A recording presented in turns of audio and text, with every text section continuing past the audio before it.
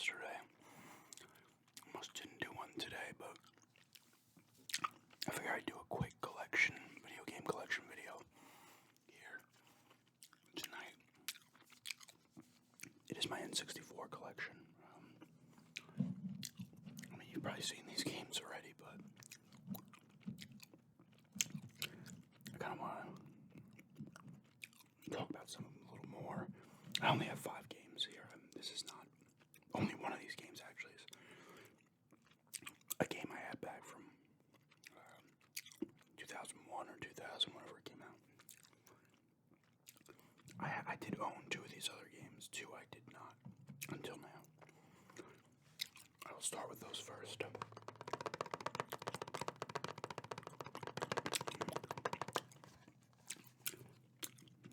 The first game here is the World Is Not Enough. EA did this one, not Rare, so people are like expecting, oh shit. This is, I didn't play a lot of this yet, but it's pretty cool. Actually, it's not as good as GoldenEye, but you know, same thing, follows the movie, whatnot. I do like the blue cartridge. Every once in a while you would get N64 games. I would have different colored cartridges, black cartridge,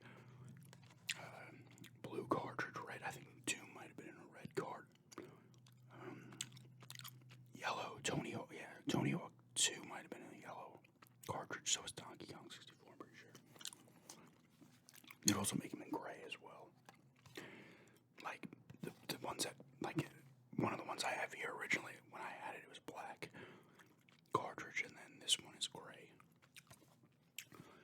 But I do need to play more of this game for sure. But it looks good. It actually looks like really good. Like, same thing with GoldenEye, like, in my opinion, still holds up pretty well graphically for a fucking game that this would have been. This might have come out in 99 probably.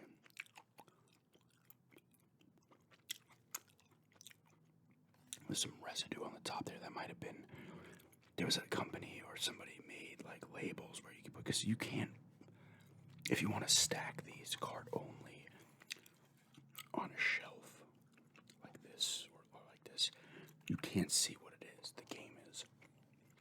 So they made stickers where it has the title of the game, put it on the top there. This looks like this might have had that. But yeah, World's Not Enough, 007. Second one was one I didn't own from back then either. I might have rented it though. Star Wars Rogue Squadron, so this is the first one. It's an aerial combat game where you use different vehicles. Like you got the X-Wing here, use a snow speeder. The Millennium Falcon, I think an A-Wing, B-Wing. Shit like that. Once again, another game that holds up fairly well graphically. Surprisingly, almost all the games I have here actually hold up pretty good graphically. Some N64 games, in my opinion, do not, but it's another one I need to do more of. I think the first level is Hoth, as usual, but you do different levels and shit. Pretty much across the Star Wars movies, the first 3, I think. I don't know. It's another one I do need to play again, though. Here's my last pickup. Castlevania. I got this the other day. Well, was this last 2 weeks ago? Maybe, I don't know. Maybe 2 weeks ago on Sunday. Whoever had this colored in the tea. I didn't actually notice that until I got home. I was like, yeah, whatever. And it's got some stuff. I mean, none of these cartridges are really perfect, so. I had this when I was a kid. Well, I wasn't a kid, still, I guess, right? I played this when I was like 19, I think, so. I played some of it since picking it up again.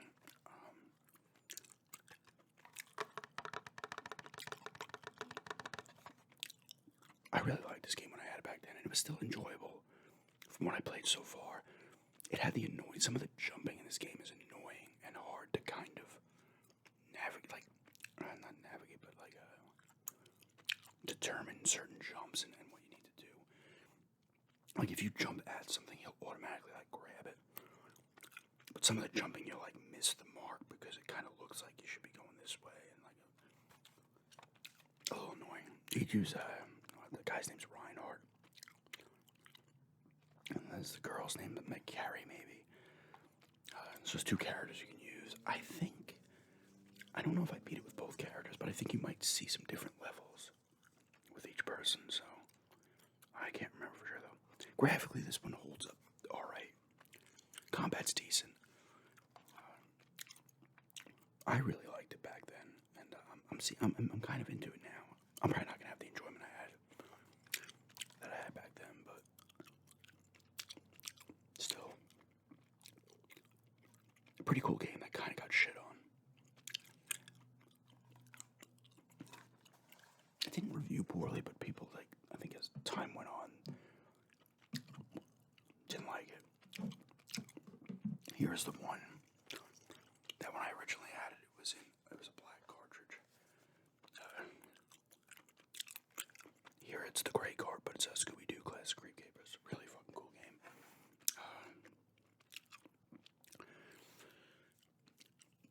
It's not like a platformer. It's like a excuse me. It's like a King's Quest type game. The more recent King's Quest, where it's like more involved. You know, you got to go around and find items. And you got to use certain items, certain points. Some of them help you with the enemies. Like each level is there's only like 5. I think it's actually a short game, unfortunately. But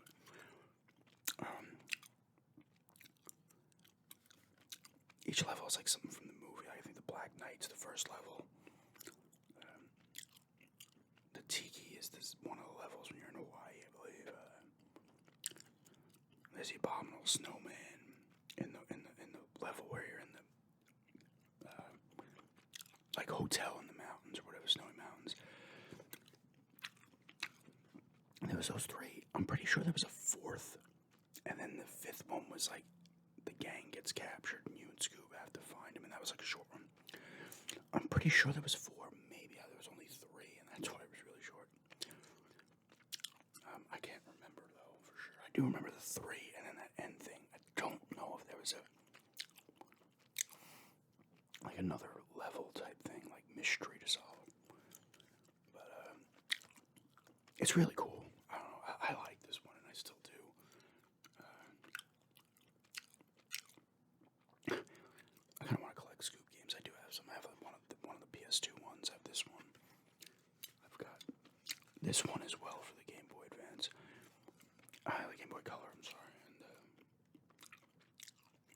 the Super Nintendo one. The Genesis one is a straight point and click where you have like the menu screen right in the game. You're like, oh, I have so and so, click that to use and stuff like that. This is not like that, but it's in the same thing. It's really cool though. It's not overly expensive for an older N64 game. This one is a bit expensive. And this is the copy I had when I was younger. Me and my friend originally might have rented it. You can only buy this game. It's Indiana Jones and the Infernal Machine. I've talked about it. It's in my top 5 games of all time. My friend pre-ordered this.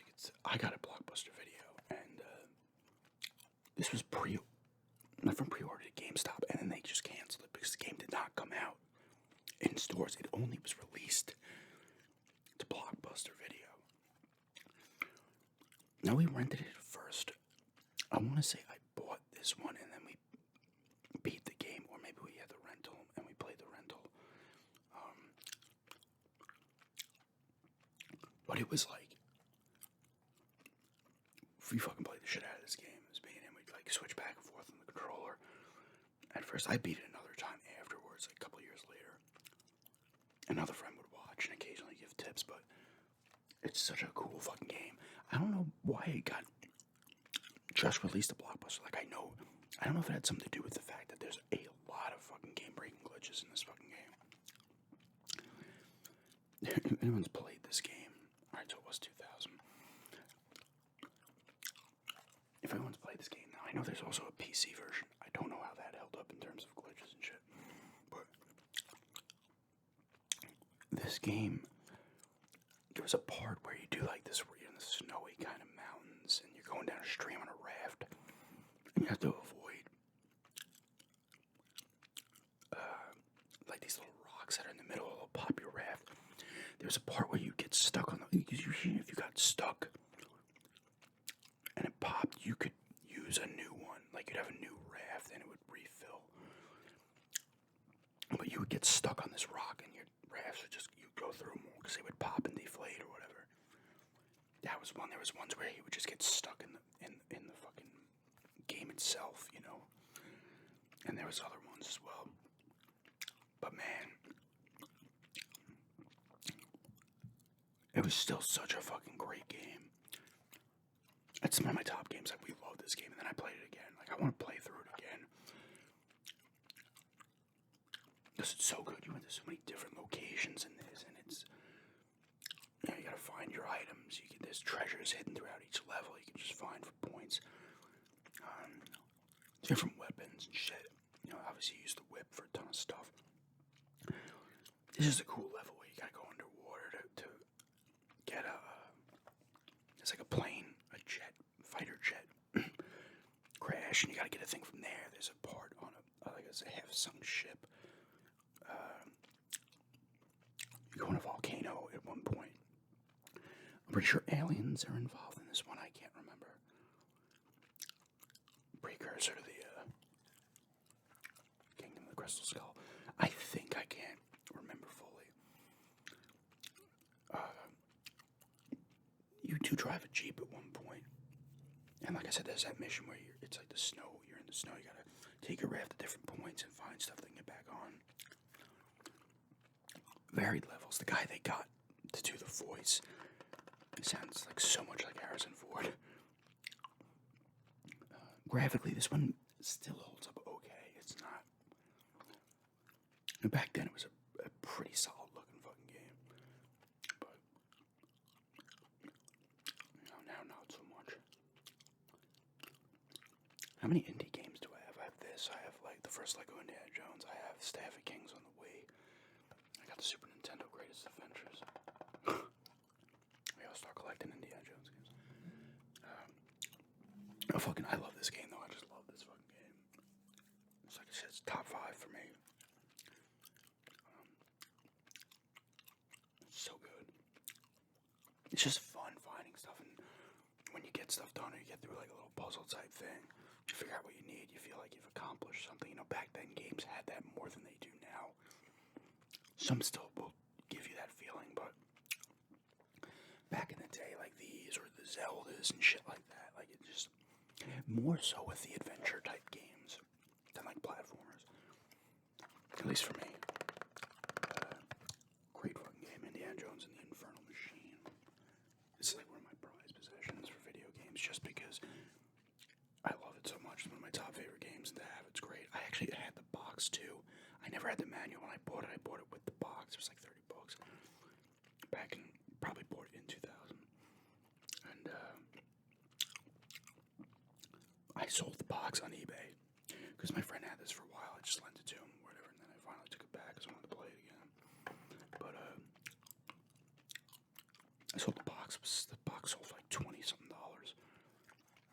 The game now I think sells for probably